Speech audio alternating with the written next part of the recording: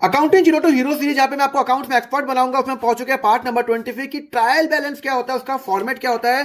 देखो, सबसे पहले हम हमारा बनता है जनरल प्रॉपर बनता है, उसके बाद लेजर बनता है, फिर ट्रायल बैलेंस बनता है, फिर ट्रेडिंग अकाउंट ना प्रॉफिट एंड लॉस अकाउंट, फिर बैलेंस शीट। मैंने आपको जनरल प्रॉपर बता दिया, आपको लेजर बता दिया शुरू के लेक्चर्स के अंदर। तो ये ट्रायल बैलेंस क्या होता है, देखो पहले मैंने क्या किया, पहले मैंने सारी जनरल एंट्री कर ली, जितनी भी ट्रांजेक्शन हुई है ये एंट्री एंट्री एंट्री मैंने सारी एंट्री कर ली। और अब इन सब एंट्रीज का मैंने क्या किया, लेजर बना दिया। जैसे कैश अकाउंट बना दिया, bank account, salary account, capital account, commission income. अब ये लेजर बनाने के बाद मैं क्या करूंगा कि भाई लेजर तो मैंने बना दिया, पर जब मैं पूरा साल जब खत्म हो जाता है तब मैं क्या बनाऊंगा, इन सब के बैलेंसेस लिख दूंगा। जैसे यहाँ पे कैश का बैलेंस कितना आ रहा है 79,000, ये डेबिट बैलेंस है क्रेडिट बैलेंस है, ये डेबिट बैलेंस है बिकॉज ये डेबिट साइड ज्यादा है क्रेडिट साइड कम है, तो ये डेबिट बैलेंस है।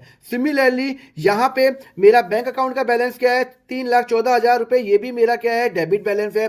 सैलरी अकाउंट है, ये भी मेरा डेबिट बैलेंस है बिकॉज डेबिट साइड ज्यादा आ रहा है। यहाँ पे कैपिटल का बैलेंस कितना है, ये मेरा क्या है, ये मेरा क्रेडिट बैलेंस है। डेबिट मेरा है, क्रेडिट साइड ज्यादा तभी तो यहाँ पे आ रहा है। और कमीशन इनकम क्या है, मेरा क्रेडिट बैलेंस है क्योंकि क्रेडिट साइड में यहाँ पे डेबिट क्रेडिट साइड मेरा ज्यादा आ रहा है। अब मैं क्या करूंगा, यहाँ पे ट्रायल बैलेंस बनाऊंगा। जैसे कैश का बैलेंस है 79,000, ये डेबिट बैलेंस है ना, मतलब मेरे पास कैश है, डेबिट साइड ज्यादा आ रहा है, तो ट्रायल बैलेंस का फॉर्मेट रहेगा name of account LF debit और क्रेडिट। तो कैश का 79,000 मेरा डेबिट साइड में आ गया। सिमिलरली मेरा बैंक का बैलेंस आ रहा है 3,14,000 रुपए, तो 3,14,000 रुपीज में क्या करूंगा, मैं यहां पे लिख दूंगा डेबिट साइड के अंदर। सिमिलरली मेरा सैलरी का जो डेबिट बैलेंस आ रहा है बिकॉज डेबिट साइड ज्यादा आ रहा है, तो 11,000 रुपए, तो सैलरी मैंने लिख दिया 11,000 रुपए।